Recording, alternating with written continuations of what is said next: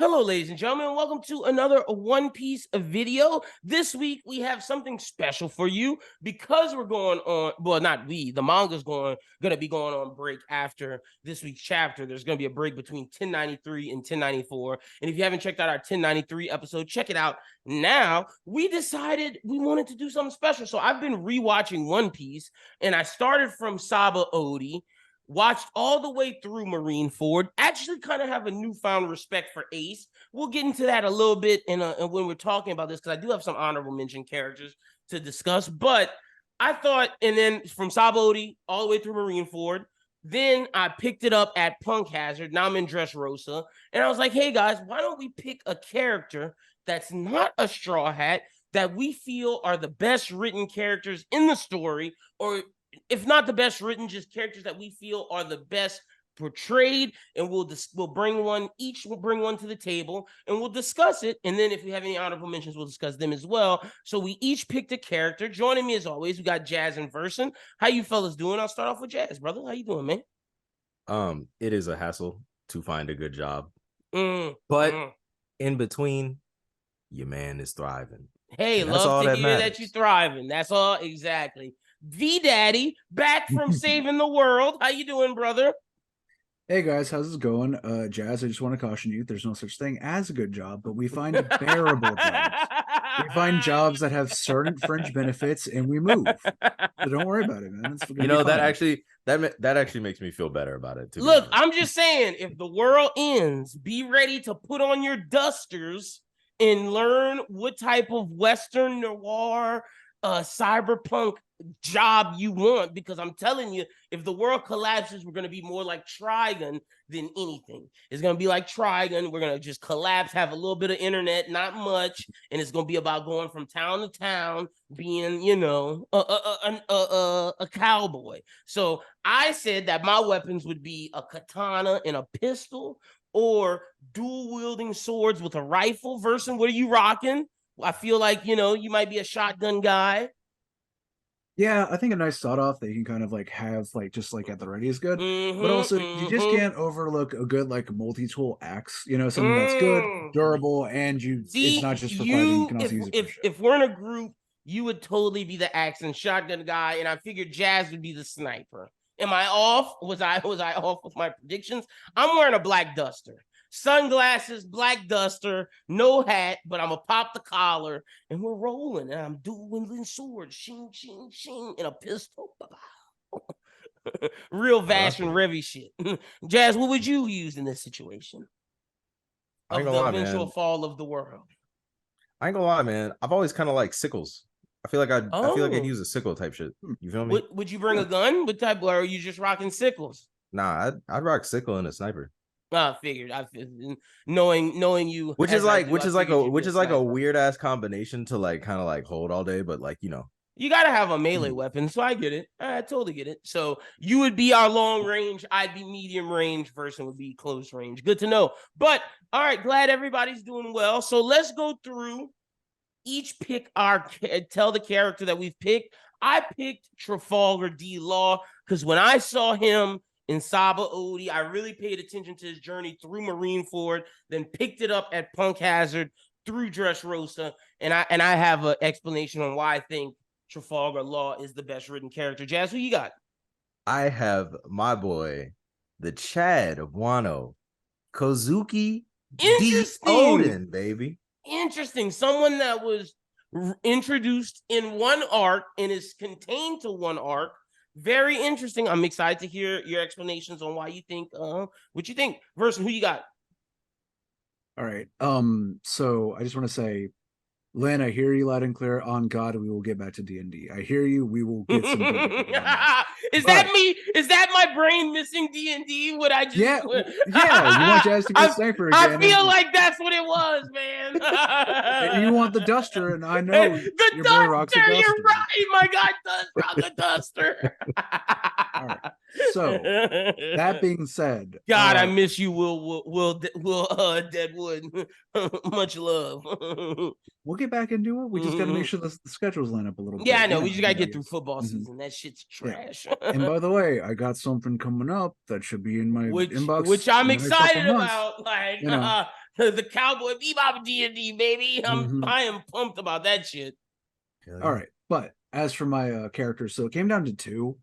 One is I feel like is a little bit more niche. The other one I think I really like, but I think I'm gonna go with a slightly more niche pick because he's only really in 2 arcs, but he does good work. He gets in there, he gets out, and I think he absolutely stole the show in like a very like weird part of like the run of the story. I'm gonna pick the Mr. Two Bone Clay, Nice. the Fuck queen of yes. level 5.5 fell down. Yeah, 5.5. I literally just watched that, and I'm glad you picked him because my thought was like, if no one said him, I was gonna mention him in honorable mention because literally, Bon Clay is so fucking important. In like, he is the definition of 6-man.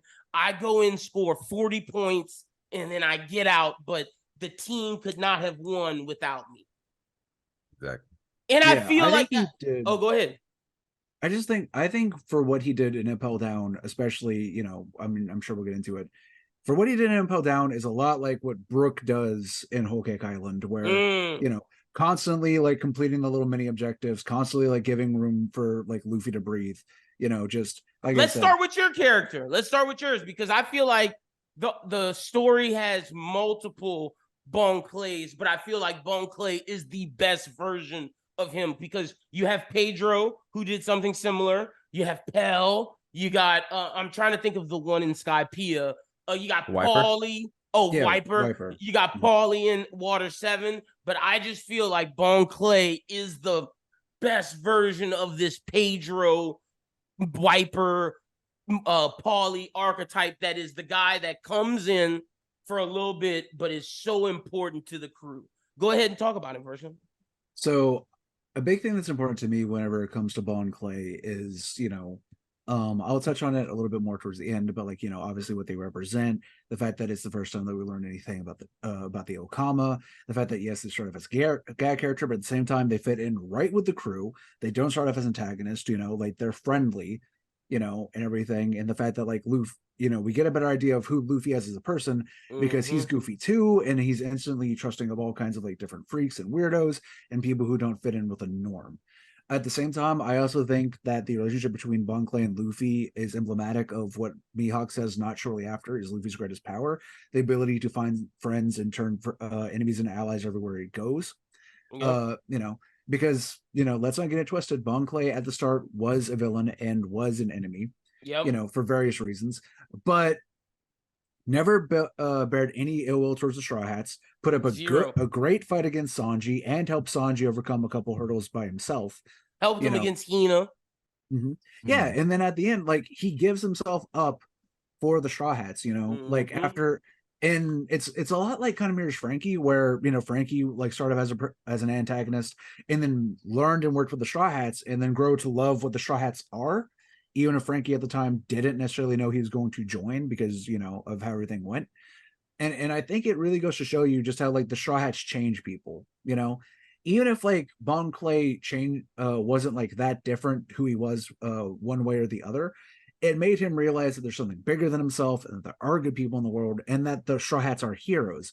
Because, you know, last thing I'll say, Bon Clay did not have to step in with Hina. Bon Clay could have got out clean.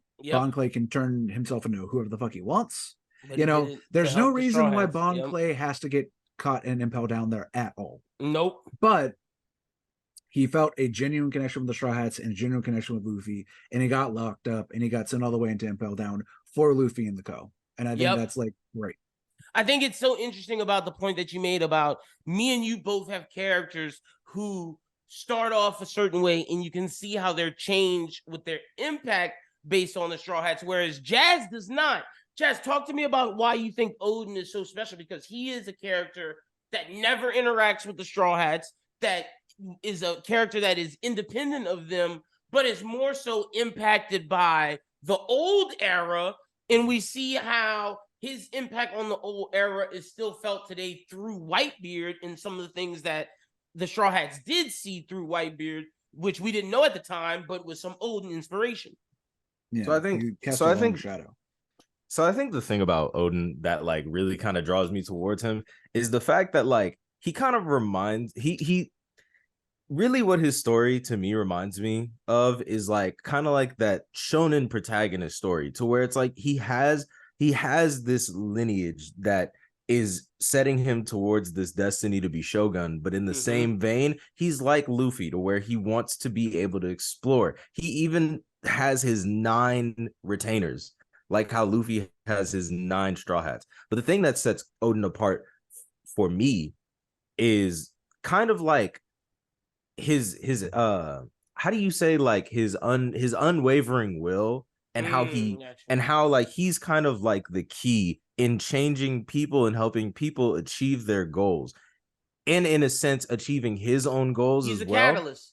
which like him leaving on Whitebeard's ship was really the catalyst for the events to move forward. Because really, if you don't get Kozuki Odin leaving Wano, yes, Wano is safe, but you don't get Roger becoming the king. You don't get the message on the poneglyph in Skypiea. You don't get these moments to where legends become legends. Roger and Whitebeard still would have been legends, but Odin was that key piece in the old generation to make it what it is. And I think he is the most important character shown in a flashback. It felt like we were in a whole nother story when we went to meet Odin. No, that is true. And I would say he has, in my opinion, the most important flashback we've seen so far in terms of overall lore. Yeah, it's pure value. It's pure value. You know, he cast a wide shadow. He does. You know, obviously, it may. You know, he obviously doesn't completely make Momonosuke what he is, but you get so much more from Momo because you get to understand who his dad was. And at least personally, for me, whenever it comes to Odin, his best moment for me is after he comes back into Wano, whenever he has the kids, and whenever he's like wants to become Shogun, but Kaido's there, and you know he squares up immediately. But because their innocence in danger, and because he's older and mature now, and because he does want to be a proper daimyo, he does his dance naked in the streets, you know, and he does it, and he does it, and he feels like no shame about it because it's for his people, and I think it's fucking amazing.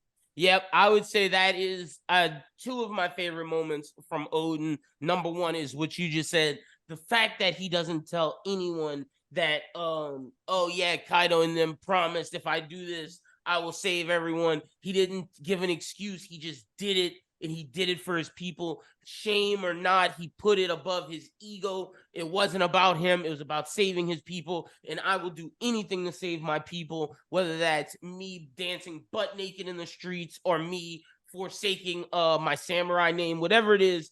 I will do it for my people because that's what a true shogun does. That's what a true man does. And that's what he learned from Roger and Whitebeard. And we see those similar things taught to Luffy through Shanks, i.e., the fight with the mountain bandit. That guy embarrassed Shanks, but that doesn't matter because who cares if I'm embarrassed? I put my ego to the side. But the moment you hurt the people I care about, that's when I'll step in. And that's what Odin did. And that's why my second favorite moment with him is when he's boiling. He is willing to take the hour of or whatever, the power hour, whatever it's called, where he's just on top in that bowling thing, the hour of legends, holding up everyone, and he stands longer than Thing because they told him if he would, they would save his people, even though they lied.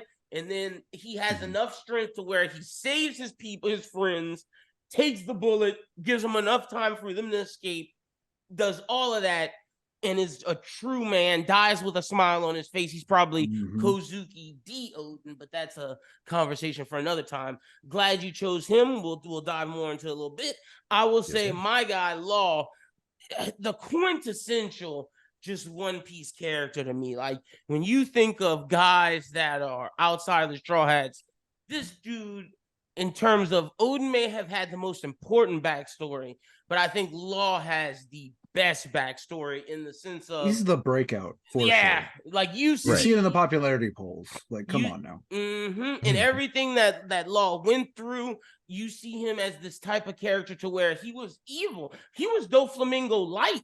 Like he was going to be this maniacal, twisted, sadistic character who was only about killing because of what he lost in Flevens, what happened to his town, how the government didn't care about them, how they stacked bodies on top of each other. He was laying with these bodies. He had to move around in the muck amongst his country folk just to escape. He gets to Doflamingo. He has this incurable disease. He thinks the world is evil, but he meets Corazon, and Corazon changes his perspective.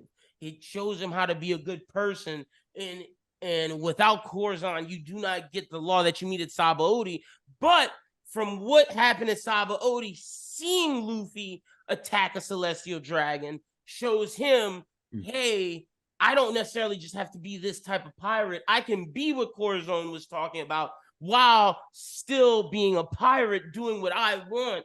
And I think him seeing Luffy punch a celestial dragon was crucial to him, and crucial to him choosing Luffy as a partner, because it shows that this guy's going to do what's right to him no matter what.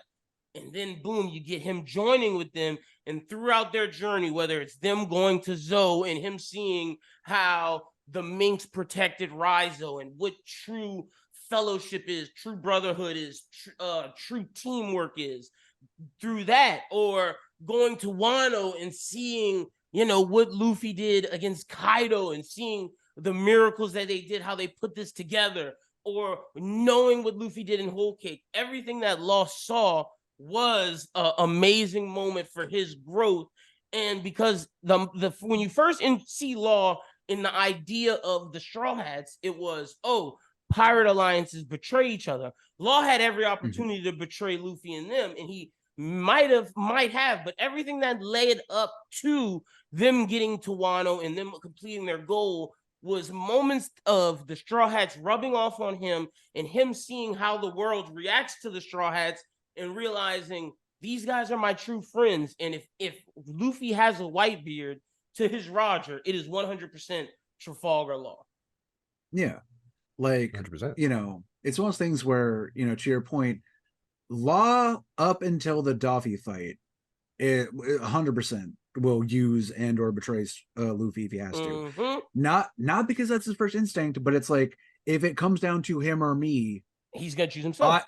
I'm not part of this crew. I have my own crew, and like, if I have to like rework this and come at Doffy in another direction, I will fucking bounce. But he gets like kind of worn down a little bit because he sees how much like Luffy loves and cares for people openly, unabashedly.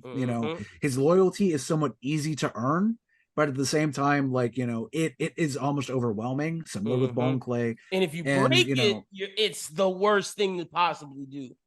Yeah, but at the same time, Luffy also, because he's so good whenever it comes to like learning people or whatever, he knows when you break it whenever it's a mommy thing. True. And he knows whenever, oh no, like you're just like a bad person. You're a scumbag.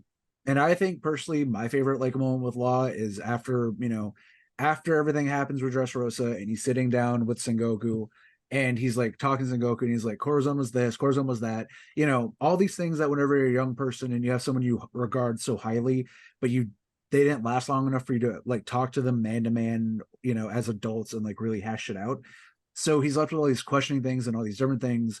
And he's like, oh, I get it. Okay. So like the D is important and Corazon want to protect the D or whatever, or there must be a thing. And then Sengoku is just like, shut up. Live your life, bro. Don't ask why he loved you. He just loved you.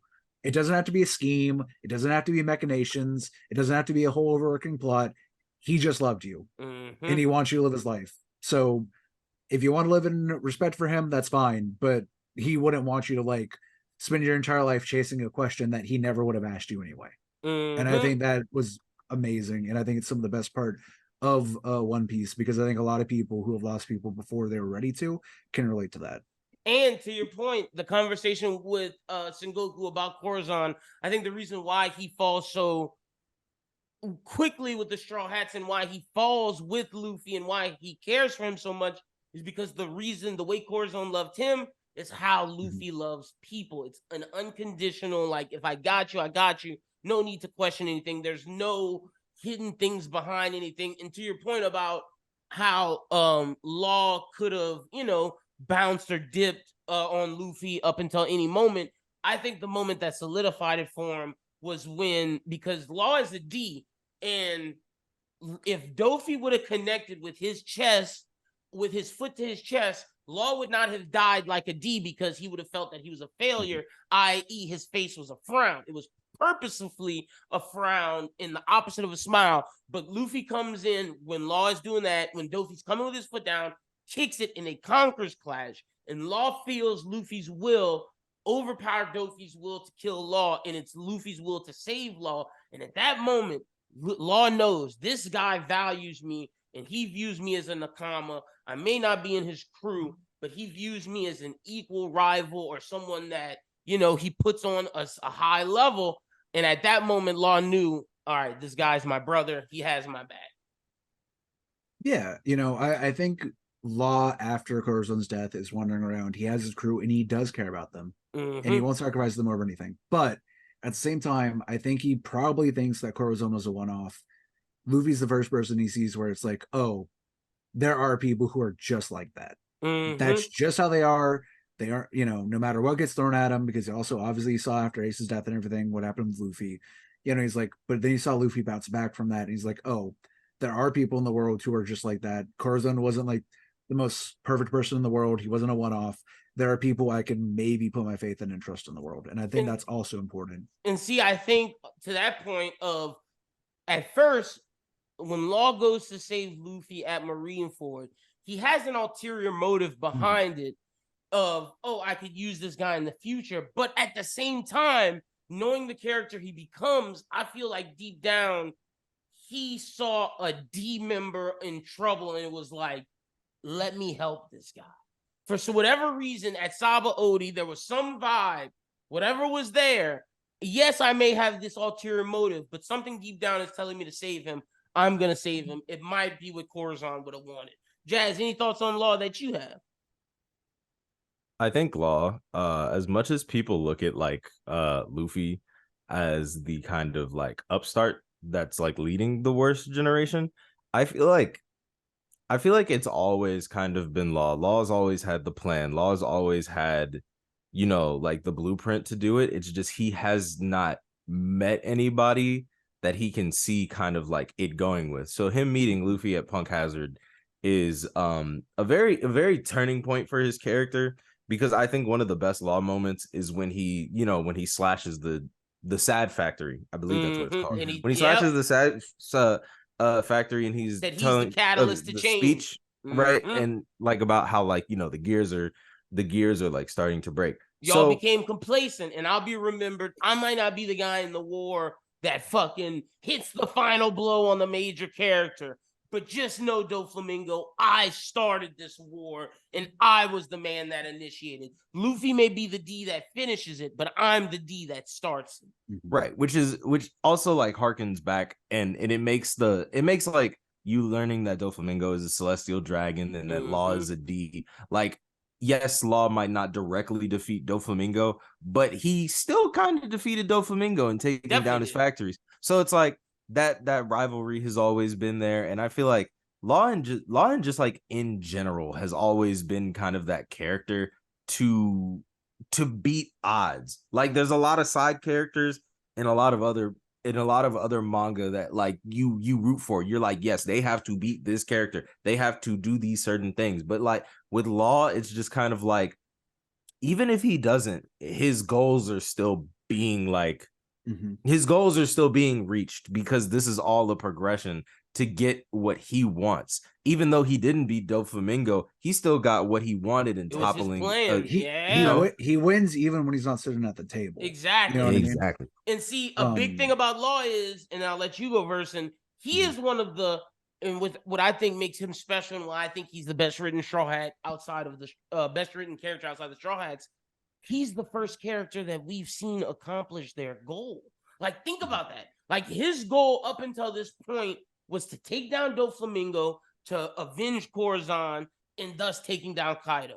Kaido really wasn't really his goal. That was just what he did to get Luffy to come along. But his goal was taking down Doflamingo, avenging Corazon. That's why that speech with Verse was talking about, the speech with Sengoku, so important, because at that moment, Law has accomplished his goal, and now what makes him special is he's a character looking for purpose in his life because he thought that this was his purpose, but no.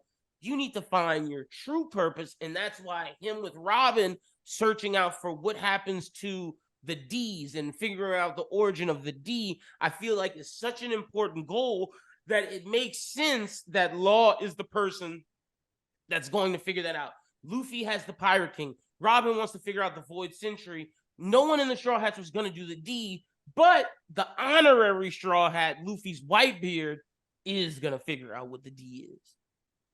Yeah, and you know, to your point, Jazz, you know, I think if he ended up dying whenever it came to the Luffy fight, as soon as he saw Luffy fighting, you know, fighting with him and for him, I think at some point there's a level of ease there. Not like I'm ready to roll over and die, but on some level, I think there's a bit of satisfaction because One Piece is the story of people living their life to the fullest, trying to accomplish their dreams. A lot of them get cut down short, but they fling it into the future, inherited will, and knowing this little spark that I sent, you know, this movement or this dream is bigger than I am. It will live on because of the allies I've made, the fact that I treated people right whenever I was alive, and the fact that I made sure someone somewhere knows that there's injustice in the world and that it needs correcting, and someone will do it. I think One Piece is very much a story about, you know, things that are bigger than ourselves. And, you know, like you said, constantly moving, moves and counter moves, you know, a giant grinding wheel, you know, moving towards something beautiful. And Luffy is the one who smashes that fucking wheel. And we know because he is, you know, he is the drums of liberation. So he, you know, all of these like tides and all these things that have brought up to Luffy is him riding a wave that he could have never known about and taking all that like excess energy in the world and putting it into a drum beat and smashing it down. I'm with you. And you know, not just that, but also like you said, Len, One Piece, you know, we see it with Brooke and we see it with other people. We even see it with Frankie a little bit because, as we know, Frankie's a grown man and everything. And he has his whole like story that he has. And then he's kind of complacent whenever we first meet him. He's just, you know, doing petty shit, making, you know, ships and whatever. One Piece is also a story, especially whenever it comes to a lot of the older characters, about getting a second chance at life and figuring out what you want to do, you know, reworking your dream. Sometimes that's why Kaido and Big Mom failed. Yeah. Because they were complacent. Yeah, they were complacent and they couldn't figure out, you know, what to do, like to advance their dream. They were just biding time. Kaido gave himself his own self-imposed, you know, gate of I'm the gate guardian over who gets to be Joy Boy because I thought I could be Joy Boy and turns out I can't be. And you know, Big Mom always was like, okay, if I have one more batch of kids or one more alliance or whatever, then I can push go for after it. the One Piece. Yeah, right. You know, and at the end of the day, you know, One Piece is about learning what to do within yourself, and if you can't accomplish your initial dream, you find a way to remix it or twist it or find something new. You don't just sit down and die. And that's why Law is special, because he figured that out of, okay, I accomplished this, is my life over? No, I'll figure this way to remix it and rebound and find a new purpose to continue my life and to continue my existence. And that's why, to me, he's so special. Let's talk Bon Clay. Go ahead, Versen. Let's jump into Bon Clay and then we'll do some more Odin's talk. Yeah. Okay. So I started, you know, I kind of like really addressed like the first part of Bon Clay, but then we get into Impel Down.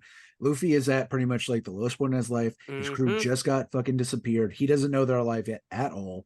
You know, he got helped out by Amazon Lily, which is nice, but he's still like fuzzy. And then he's like, Ace is going to die. He is in Impel Down. I have been told it is an unbreakable prison, but I'm going in anyway. We have a little plan going on. We have Hancock helping. She's a warlord, and you know, we can get this going. We go down there and we go through the literal depths of hell because that is what it's based on the Divine Comedy. You know, we're going further and further. We get down into the scorching desert. You know, Luffy's already taken blows. The only people he's met that are even kind of helpful are Buggy and Mr. 3, who we know are not true friends. You know, they do stuff or whatever, but again, we know they will ditch him as soon as possible. You know, it is completely a thing of convenience. We then get Bon Clay as somebody who comes in and is just unabashedly a Luffy supporter. He's like, Luffy's here, love that guy, I'm all about it, you know, no ulterior motives, no like, oh, you know, if I could, he just, you know, I think on some level, like Bon Clay knew that the likelihood of him getting out was super low, like incredibly low, but he's like, all right, Eva's supposed to be down here. I want to meet Eva before I die because I'm probably going to die doing this shit, but I want to meet Eva. And I want to guarantee that Luffy, basically my best friend, lives. Yep. And, he goes through all the hells. He gets beat. He takes on opponents that he has no right to. He falters one time, which, is understandable, against Magellan, a character who he literally cannot fight because he's a hand-to-hand specialist and it's pure poison and he doesn't have hockey, and nevertheless, Luffy gets poisoned and he manages to rescue Luffy and goes through the entirety of the freezing hell, talking to people who have no respect for him, people who are constantly, granted, obviously cleaned up a little bit for the show, but like people who are, you can feel more or less slurring him, telling him he's a freak and a weirdo, telling him basically go die, and that, your whole thing is pointless. And he never gives up, not even once. He fights the wolves, he fights through, the ice and cold, he makes sure that Luffy's okay. Fights the Sphinx. And eventually he manages to meet his dream. He meets Eva, and even then, Eva tells everyone up front, I'm not a miracle worker. Luffy's gonna have to do this by himself. And they're like, injects him full of the super hormones. And then Eva's like, okay, job's done. Let's go party. Bon Clay's like, nope. does not leave Luffy once. Because if there's even a 1% chance that me calling out to him and like helping rise him, tips the scales a little bit, I will do it. And I think that's beautiful. He's my friend. I think, yep. I think Bon Clay is pretty much good as gold whenever it comes to being a Straw Hat. We meet Jinbei a little bit after that, somebody who also, Mr. Too Damn Honorable, somebody who meets up with Luffy and feels indebted to Ace. That whole stretch, whenever we don't have any of the Straw Hats, I think for a lot of people is a very rocky part of the story because it's Luffy-centric. And let's be honest, I love Luffy. I think we all love Luffy. You got the shirt. But sometimes, Luffy, I think for a lot of people, isn't your favorite Straw Hat. Because, he's a flat character or whatever. He's very much the way that he is. And you love him for it, but you want characters who have a little bit more going on. So that's that was a risky thing for Oda to do. Meanwhile, we have the backup crew of Impel Down, and I think it's great. I think it's a ballsy fucking thing to do with a story that's completely a found family story. And I think with Bon Clay being there, he's the glue that makes it all work together. Obviously, Bon Clay is in there. Luffy just straight up dies. And at the same time, as we know, has heroic sacrifice, which for anyone who's anime only, they still don't know whether or not Bon Clay is alive, and we are left to just sit with that, to the point where whenever they were first in the talks of One Piece film Red becoming a movie, I don't know how far in production it got to it, but one of the talks was actually not having Uta or anything. It was, hey, what if we do a prison break to break out Bon? And I would love to see that movie. I hope it gets made eventually. And I know somewhere deep down in my heart, Bon Clay is going to emerge. I don't know if he's going to be an honorary Straw Hat. I don't know if he's going to necessarily be at the final battle, but we have not seen the end. At some point, whether it's at the very end of the story or before it, someone is going to either break Bon Clay out or Bon Clay is going to spring himself, and he is going to meet up with the Straw Hats again, and it's going to be fucking beautiful. No, that's a fact. And to your point, I got a lot to add because I just watched this. Impel Down for me at first was an arc that, it wasn't the worst arc to me, but it wasn't an arc that I liked for some of the reasons that you said. But after rewatching, Luffy is the most simple, but at the same time, complex character in One Piece. He's very surface, but there's so much below that surface that if you take it for, this is this happy-go-lucky kid, you'll miss a lot. And I think Impel Down is Oda, to your point, taking a chance, but also showing you Luffy is more than this, because at his lowest, this is his lowest point, because you see that all of these smiles and all of this, you see worry behind those smiles for the first time. You see fear behind that. You see for the first time Luffy thinking, oh man, I can't do this. Even though he's saying, I'm going to be Pirate King, his actions don't reflect that. And his actions for the first time are someone who is desperate, who doesn't know what to do, and he's lost. And I think that this was the perfect moment, to your point, whether it was Bon Clay or Jinbei, one of them were going to be a Straw Hat, because this is at his lowest point. These are the people who lifted him up. And to your point, I think both are Straw Hats. Jinbei is the one who followed him all the way through, but Bon Clay is the person who got him to the point to where Jinbei could pick up the baton. Because if Bon Clay doesn't do what he does, we never even meet Jinbei. Bon Clay is the person that keeps him alive. Bon Clay is the person that gives him hope. Bon Clay is the person that tells him, you're still going to be Pirate King. Believe in yourself. Remember the dream. Get after save your brother. Then once you save your brother, you can go get your crew, because at this point, Luffy's not even thinking about the crew. It's just Ace, because he can't comprehend at the time that, I lost my crew. Now I'm going to lose my brother too. I have to stop this because I already lost them. We'll deal with that later. But for right now, all And I he can had think already about lost Sabo. is Ace. Yeah, Right. facts. And I think it's so important that Bon Clay did what he did when he makes that decision of, oh yeah, I don't want to talk to them. And that's why Jinbei is such an OG and Jinbei deserves to be in the crew. When Jinbei gives Luffy that thing and you hear Luffy pour out his soul, that is the most heartfelt thank you because I view that as thank you. You saved my life. Not only my life, you saved my dream. Not my dream of saving Ace. You saved my dream of becoming a pirate king because if I can't do this, I could never do that. So that Bon Clay, I'm glad you chose him. He's very, very important. Jazz, any other stuff you want to throw about Odin? Oh, about Odin? Oh, what do you want? Or if you got some more Bon Clay stuff. I ain't gonna lie, y'all kind of hit everything about Bon Clay. Y'all covered all bases. I literally, it's crazy he picked him because literally I was gonna use him as an honorable mention because I just watched this Bon Clay stuff. And like he was impactful. Yeah. Jazz, if you got anything, but I do have one thing to add, and I'll make it like quick. No, Jazz, man. Go ahead. No, go ahead. I would also add. Go on. Yeah. No. You good? Sorry. You good. Okay. The one thing I will also add, and I'm not trying to make this quick, other than for your guys' benefit of time and everything. But the one thing that I will add also is we can't overlook the fact that One Piece is a land of contrast when it comes to different things. There are some things when it comes to representation in One Piece that hit really good, and some things where we have to understand the time and place for it and the fact that things were a little bit different. And also some things are just cultural like overtones that we just have to accept. We have like the Fisherman Island story and all that. We also have how One Piece handles women, which can be hit or miss. But, Bon Clay came in Alabasta, which was a very in modern history, that was coming in around the 2000s. I know early because 2000s, I believe. Yeah, I know because what happens with Pell, some people say that the reason why it changed was because of 9/11. So clearly, vaguely in that area was whenever it was coming out. To have somebody who, yes, is goofy. I'm not saying he isn't, but to be fair, everyone on One Piece is fucking goofy. Literally everyone. The most dangerous people in the world are goofy. One is a drunkard and one is an old lady in a muumuu.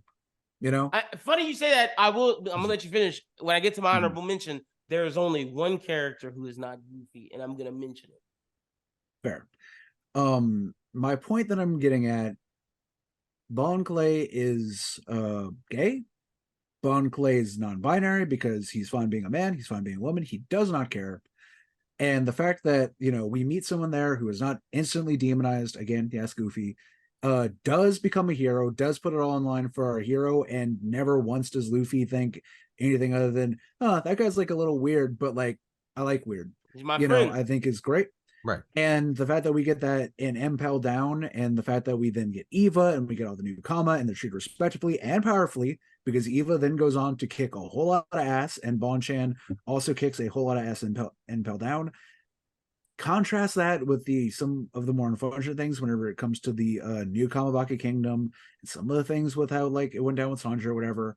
We don't get a lot of that good rep until later on, whenever we get to Kiku and Yamato and Wano.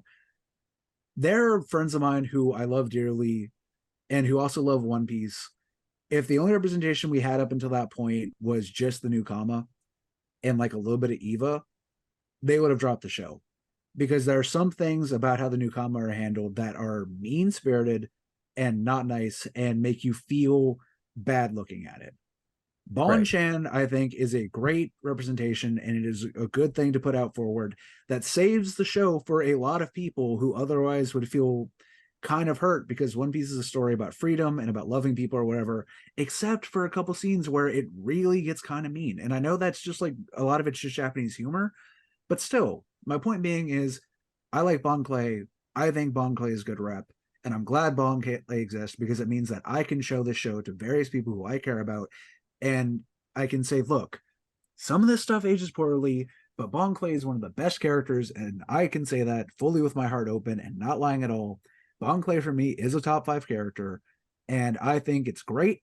And I think Bon Clay just existing led the road to Kiku, it led the road to Yamato, and it leads the road to whoever we have in the future. And I think that's awesome for a series that I care about so much, because if Bon Clay didn't exist and all we had was that for a long period of time, I might not love One Piece as much as I do. Hell Because yeah. again, people I love, anyway. Right. 100%. No, 1,000%. no, for sure. Glad that 1,000%. you got to show this to people and everybody could feel represented in this amazing story. Jazz, what you got about Odin Sama? So look, the thing I love about these characters, right, is kind of like the trope of being kind of like the strongest and being kind of isolated, not only physically, but in your mind mentally, to where you are looking for an out. So we see people like, the best example I have is Gojo. Now, you would say, why would he relate Gojo to Odin, right? Odin's way of wanting to be free was physical. He wanted to break his shackles to leave Wano. Gojo wanted to break his shackles by fighting somebody who would challenge him. The thing about Odin is, when you are unmatched in your country, you start to have a smaller view of the world. You start to be closed-minded. The thing I love about Odin is we get him being closed-minded to him being open-minded, and him kind of opening himself up to the world with being with Whitebeard, being this whimsical adventurer, but also being like an heir to a throne. Then we get to see his great and grand adventure with Roger, even opening up more of that. So then that all culminates. And I really don't think that Odin becomes that character for me until he gets back to Wano, because then that's when you see the fruits of all his character development. He could have gotten exponentially stronger. He could have handled the situation right when he got back. Right. But it's like you said earlier, he gave himself up. He gave himself up for the innocence, and then that kind of all crescendoing up to the boiling point. The Hour of Legend has to be, I wouldn't say the most ridiculous feat in One Piece, but like in terms of just like, because like we've seen, even ridiculous though it's not like magma, will. like, and One Piece is all about will. Right. Like he literally could have burned there like the second he jumped in. Mm-hmm. But Will, him knowing what he knew, it's like the same way Corazon was okay with dying for Law, because he knew that the next generation was going to pick up the pieces where he couldn't.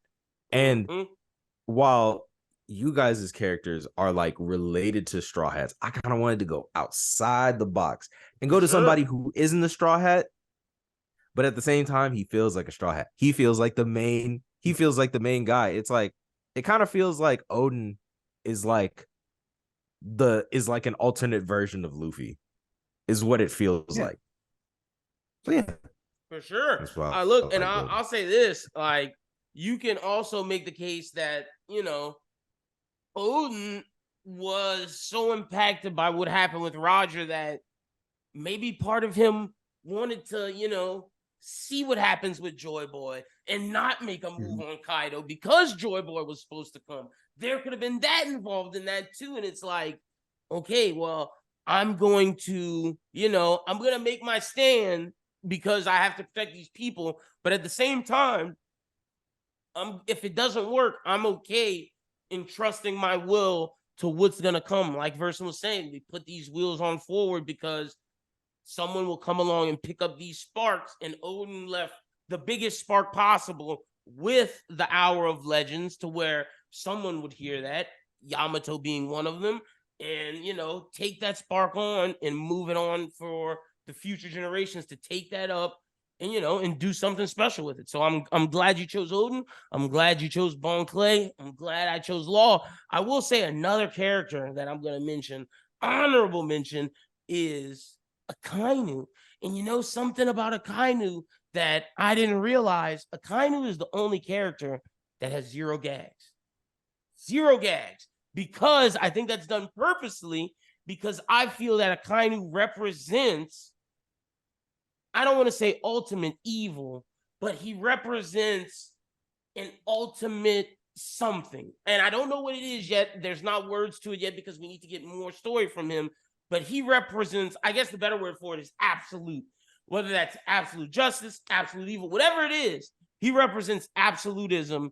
And he's so far to the left or to the right, wherever it is, that Oda can't put a gag to him. And that's why, to me, I don't feel like Luffy will fight Akainu, because I don't feel that Akainu can, a character, the way that he's set up and the way that he's going to be written, at least from what I can tell, I don't think he can have a gag happen, because he's so far to this left, this absolute, that I don't know if Luffy's going to fight him. I think it's going to be either Dragon or Sabo. So for me, and I will just say again to Jazz's point about, you know, Odin, which I love Odin. Odin means so much to me that whenever I was playing a D&D game with my home game, we were finishing an arc that was like literally 2 years, pretty much right whenever Wano was ending. And whenever we got to the Odin line, and whenever he finally says it, and he says, you know, my name is Kazuki Odin. Odin was born to boil, you know, and he says it, and it's fucking amazing, or whatever. Banger line. Probably definitely one of the top 5 best lines of One Piece. I literally tweaked it slightly and co-opted it for my own Odin-like figure, who was like an old general type, who literally, he learned basically his whole thing was he was trying to find like the next generation who could like take up a fight for him. And the characters came in there to raise him up. That way they could have him lead an army. And his basically thing was, I'm old, can't be strong forever, kind of like Whitebeard. And he was like, you know what? Whatever power I can give to you guys, I'm gonna give to you, and I'm gonna give it to the people. You know, I was built up the whole time, but I think it's finally time that I was born to break. And I think that was, you know, thank you One Piece, and thank you Oda for being able to like crib some of this stuff and bring it to people I know who won't ever read it. But anyway, hell yeah, right. So Also, his introduction is kind of fire too. And if y'all have any characters that y'all also want to mention, this is the time where we'll mention some, you know, some honorable mentions who we think are written well. These are just the characters that we like the most, that we think are the best written. And I gotta agree with y'all. I think each of y'all have brought great reasons. Jazz bringing Odin as someone who is outside the confines of the Straw Hats to get such a complete story, so late in the story to where it's so complete that we care about them. Such an impactful character. Everything that Versen said, from Bon Clay being a figure of representation, to what Bon Clay does to inside the story as well as outside, one of the best written characters. And then Law being one of the characters that we've seen actually complete a dream and represent that person who, you know, thought he had this purpose, but it's another purpose, and seeing them actually change. I think all three have qualifications for being some of the best written characters. But if you have some other ones who are honorable mention, this is the time where we can throw them out and just open up that discussion. I think Buggy from a meta level. Sorry, Jess. No, you good. No, because you gonna talk about Buggy. That's perfect. That's that perfect. Clown. Yeah. Well, I'm gonna keep it short. I know. I'm just gonna keep it short. I think Buggy is great. I also think Buggy is really funny from like a meta context. Buggy was never meant to be what he became, but you can see an author fall in love with a character and really find him interesting and decide, you know what, I like this character. This was supposed to be a gag. He's supposed to just be a joke. And the fact that, you know, he was on Shanks's crew is meant to be more of a fun thing than anything. Like, oh, this little twerp, this literal clown was hanging out with Goldie Roger. How funny is that? You know, but he grew to love him. You can tell. Yeah, but he grew to love him. He kept putting him in front of the fucking screen, even wherever he didn't. He didn't change him enough to where it's like, oh, Buggy's a hero now. But, you know, he became like a rogue that you like to watch. He's entertaining. And, you know, now, especially recently, as we know, we're finally starting to get like, oh, Buggy's like a character. He's like something that's worth talking about. And he's something that, you know, no shade to you, Len, or whatever, but Buggy existing gives more to the Roger Pirates because of how they treated him and the fact that they kept him around. He gives more to Shanks because of him and Shanks' interaction, you know, like Buggy's existence like adds more to other people, you know, just from like the fact that like this weird goofy guy who is like, even though I don't like him, he definitely does. Yeah, you know, very Luffy like, but not the main character. And I think that just him existing enriches the world and it enriches the people who directly interact with him. Another character you can tell Oda fell in love with is Crocodile. 100%, because you thought Crocodile was done, and then after seeing in Marineford, he gave Crocodile so much more depth. And Crocodile represents a character who failed, thought he found a new purpose, failed again, and had to go re-inflect inside of himself to figure out, what is it that I truly desire? And then now he's on that journey of trying to figure out what he desires. And I think it's very interesting that he has Crocodile, a man who failed twice, who's trying to find his purpose, with another man of Mihawk who's reached the ultimate heights of figuring out who his strengths is, became complacent because he lost the man that, whether or not we know if he beat him or not, he lost the person that he felt was his only competition, thus not making him wanting to compete anymore, making him very complacent. And that man has found a new purpose. And then with another man who, you know, at first was a part of this grandiose crew, had grandiose idea, put his beliefs in someone else. That person let him down. He then falls back into obscurity, back to the place where he thinks he's content, meets this kid, that kid jumpstarts everything, and then he's back on the wheel and finds himself in heights that he's never expected. You put those three characters together, and it makes so much sense narratively wise that it's the perfect trio of people to put together, people who have experienced the highest of highs, but at the same time, the lowest of lows. Also, people who have, you know, hypothetically never completed their dreams, possibly. Well, you know, some of them did, some of them didn't. True. But I'm saying Crocodile wants to make a utopia. Buggy wants to be king of the pirates. I've been seeing a lot of interesting theories that even though Mihawk's the world's strongest swordsman, might not be his real dream. Might not be. And that's why, like, the fact that he lost Shanks, you know, made him complacent. And like, he accomplished, and that could be another reason, someone who accomplished the highest of highs, but to your point, that might not be his purpose. That might not be what he truly wants. Yeah, that's like how Luffy, like, you know, Luffy especially, like, more and more we're hearing like, oh yeah, I want to be king of the pirates, but that's because I need to for my dream. Like, if I could do my dream without being king of the pirates, fuck the king of the pirates. Right. I just want to be free. It's like at the beginning he talked about it like it was his absolute goal, but now he's talking about it like it's a stepping stone. Because king of the pirates means you're the most free man on the world. Thus, because he's the most free man in the world, he could do what he wants. XYZ. Because he's free. Right. Characters that I do think need to be more fleshed out, that I think will become more interesting as we get to know them. People like Garp, people like Shanks, people like Roger. I think those are characters that, based upon what we know so far, when we get more about them, they will be people who make this list. Dragon as well, someone who's super interesting, but we just need to learn more about them. And I think if Dragon, Shanks, Akainu, Garp all make that list, I think the person at the top of that list is Blackbeard, because Blackbeard is so interesting in the sense of he's the opposite of Luffy. If Luffy's the sun, he's the moon, he's darkness. And if Luffy's chasing this ultimate freedom, we need to know what Blackbeard's chasing. And he's this guy who was methodical, someone who went up a way that's completely different than Luffy. Luffy stumbled upon his fruit and you know, let the adventure take him, where Blackbeard is this guy who's planned methodically and meticulously of, I need to do this to get to XYZ. And we'll see if free-flowing nature versus grind time, which one is the path. And I think Blackbeard is a character that has to be mentioned, because he's someone that I feel, when it's all said and done and we do a part 2 to this, he has to be the top of one of the best written characters in the story. So anybody else y'all got before we end up? A villain introduced eating cherry pie. Never seen that before. Every other villain's introduced doing some horrible shit. Blackbeard just eat cherry pie. Yep, just being big, fat, and ugly, hanging out in a bar. Just being big back, man. Crazy. Also, his teeth, man, it's 3 different people in one, but that's a different video. That's a different video, but just look at those teeth. Each personality of Blackbeard has a new set of teeth, and I think the baddest one of them all is the one that has the full set of teeth.